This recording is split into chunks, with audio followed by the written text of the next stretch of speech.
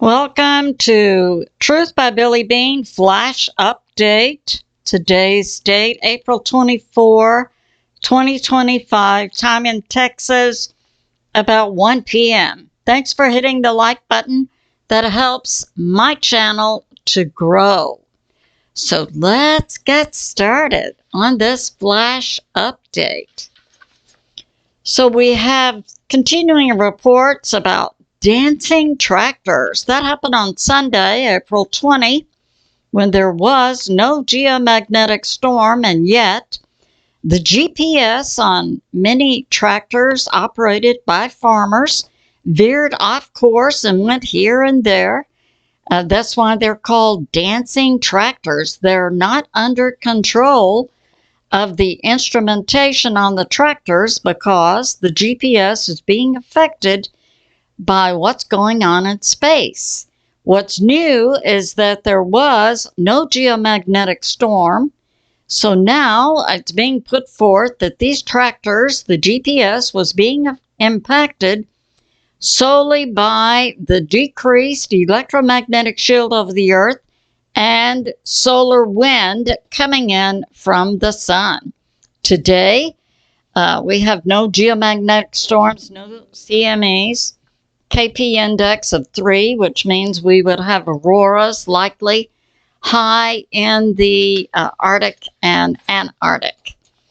And now we'll get to some U.S. news, and we have this from ALEX Newman, recently interviewed on A Minute to Midnight, that the UN, an unelected global New World Order organization, and my position is I believe the U.S. should withdraw from all globalist organizations, the UN, NATO, the WEF, and World Bank, and so on. The UN passed within the UN a rule to tax all shipping all over the world based on the ships putting out CO2. Now, this false climate narrative that CO2 is bad for the world, CO2. So we have plants that take in CO2 and give out oxygen, which is then taken up by humans and animals. If you decrease the CO2 on Earth, you are decreasing the quality of life, oxygen, and the atmosphere taken in by humans and animals. So we see a UN global plot to depopulate the Earth. And now they're proposing to tax all shipping by 2027. And recently we saw the former president of the Philippines, Duterte, arrested by the ICC at the order of the UN. That's because Duterte was against the UN's climate program. It's being put out that the UN is now working on ways to get other global leaders arrested because they're coming against the UN.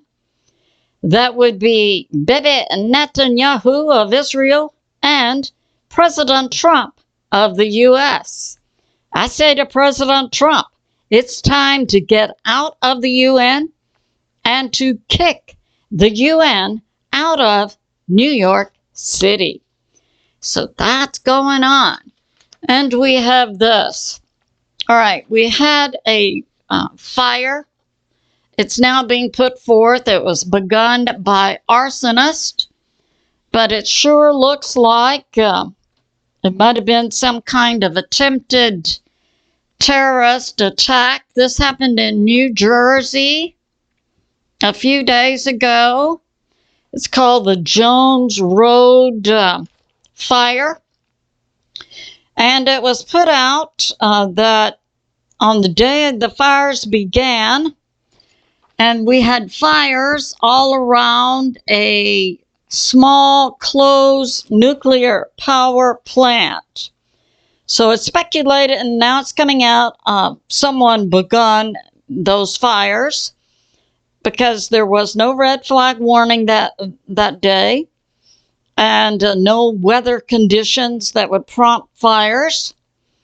And it's believed that some of these cell units we have in the U.S., illegals and so on, may have begun that fire trying to ignite something in a closed nuclear power plant.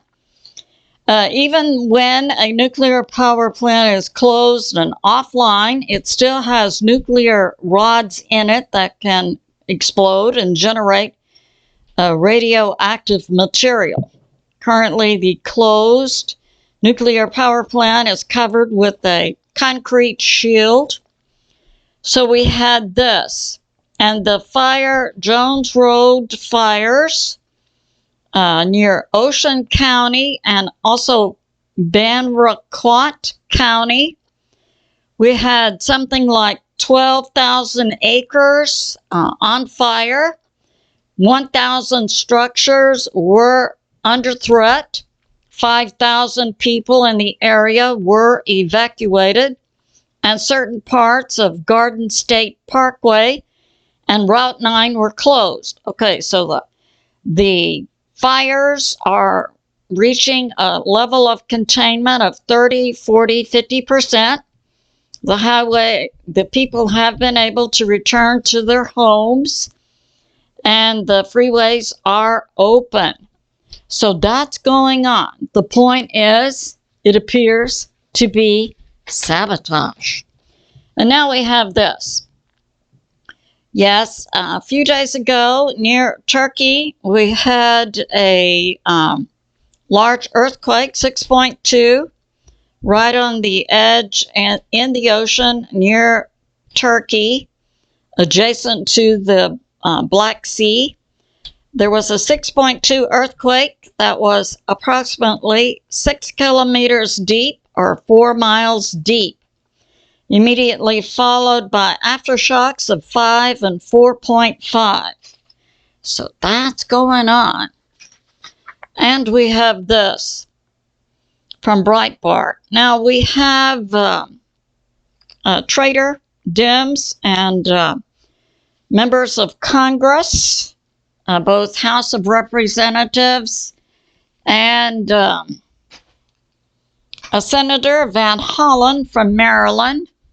So we have Dems going down to El Salvador to get an MS-13 release that President Trump, a murderer rapist who President Trump put out.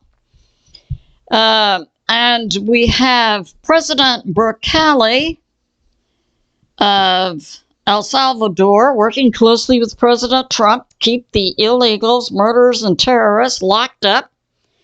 And for some reason, the Dems, we have some Dems going down to El Salvador to try and get a specific MS-13. I submit he must be some kind of cartel leader. Abrego Garcia released. President Bukele says no. Now, the individuals that have gone down to El Salvador include Yasmin Ansara, a Dem from Arizona, Maxine Dexter, a Dem from Oregon, and, as I said, Senator Van Hollen from Maryland. Now, it's coming out from multiple sources that this attempt for some House of Representatives plus a Senator, Van Hollen from Maryland, to go down to El Salvador to free a specific individual. This is just a cover story for them to negotiate with the cartels and how to facilitate drug smuggling and trafficking back into the U.S. because currently President Trump has closed. So we know we have all the way from Texas, we have some U.S. military plus the Texas military, and then President Trump put in an act from Roosevelt's time, closing 60 feet of border in California, Arizona, and New Mexico, legally guarded now by the U.S. military. So multiple sources say these members of Congress are really going to El Salvador to facilitate alternative methods for the cartels to get the drugs and trafficking back into the U.S. And one route we understand they're recommending is for them to come in by boat to this part of California. Now, in my last video, I also put out that the U.S. military is rushing to get over the horizon radars in place, 3 in Washington State, 1 in Idaho, and 1 in Nevada. Can it be that these radars will help in deflecting boats operated by the cartels coming in along our west coast? Possibly. So that's going on.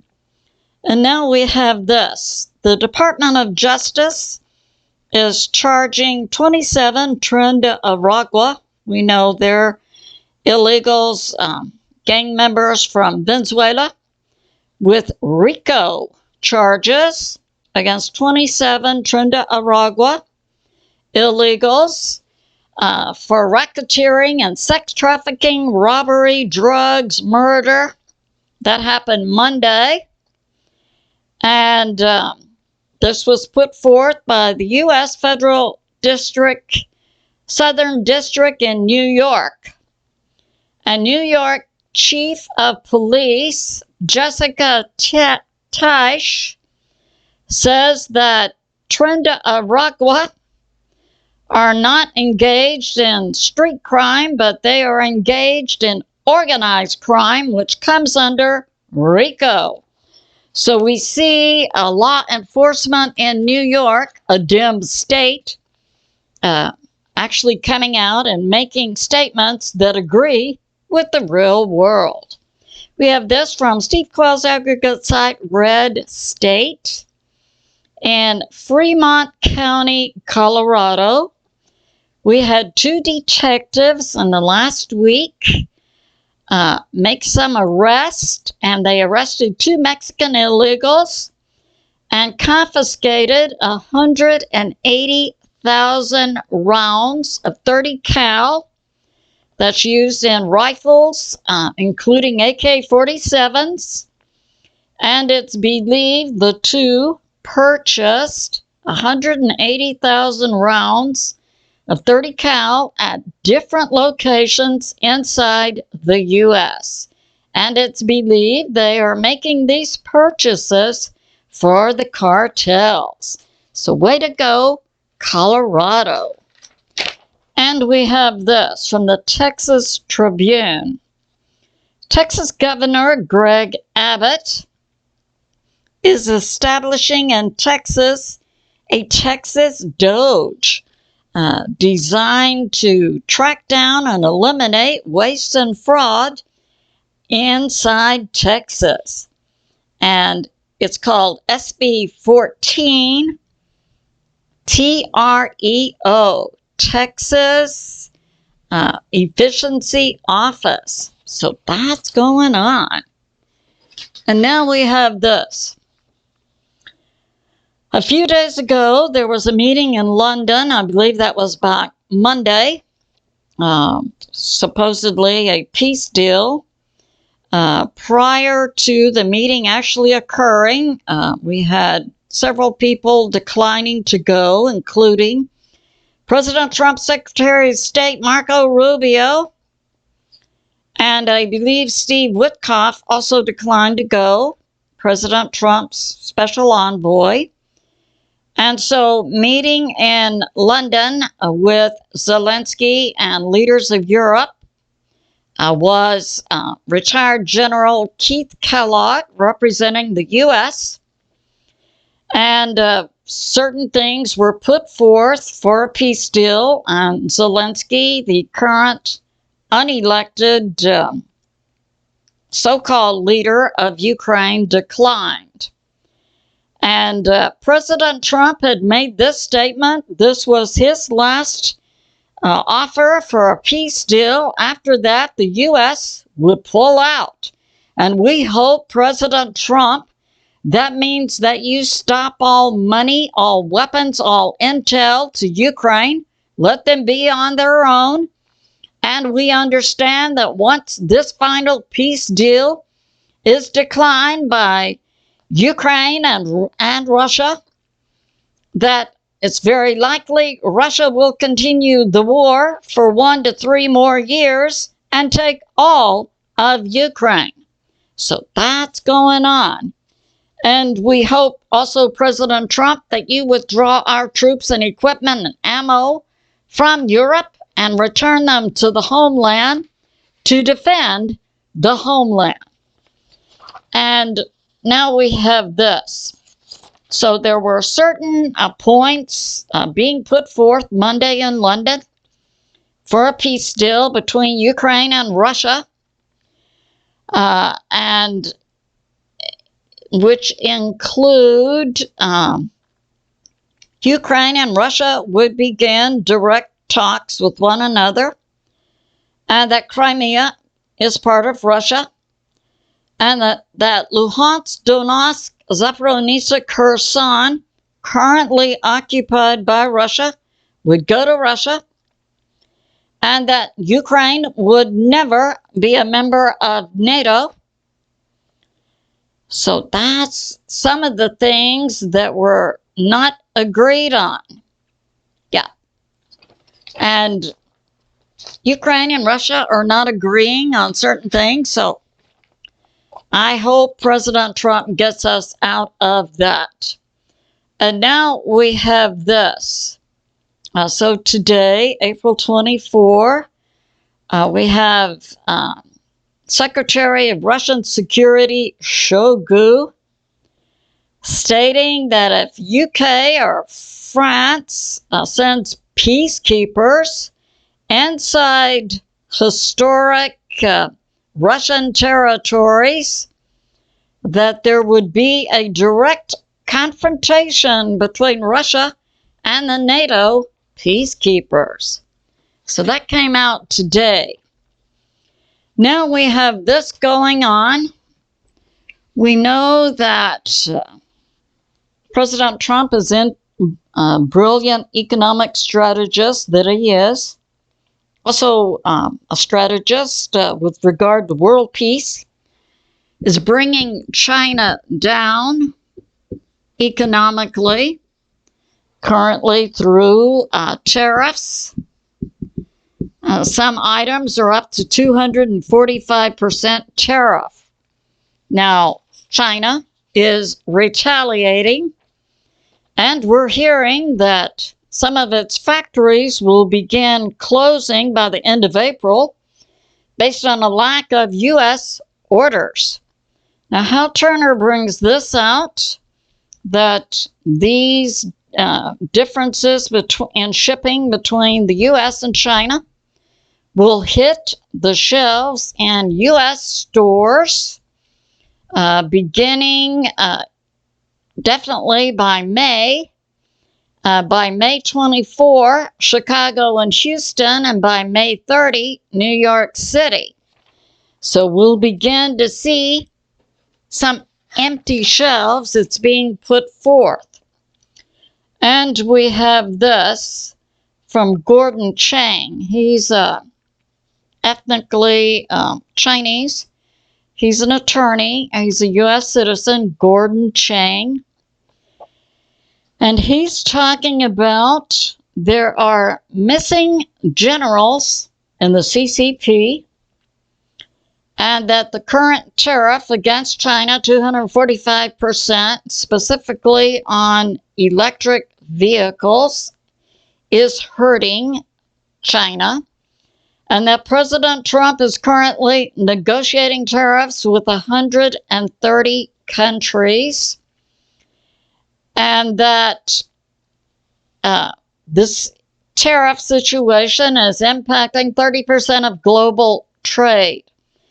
And we have Gordon Chang saying this: China is retaliating against the tariffs, and that could lead to China's economy falling off of a cliff.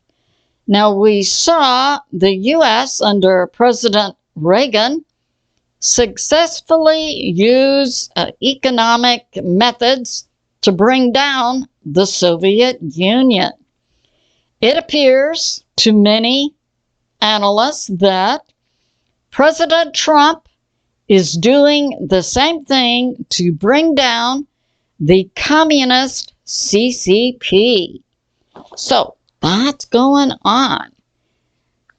And it's believed that the tariffs are immediately having a negative economic impact in China right now. Now, we have two more countries veering off and going to war.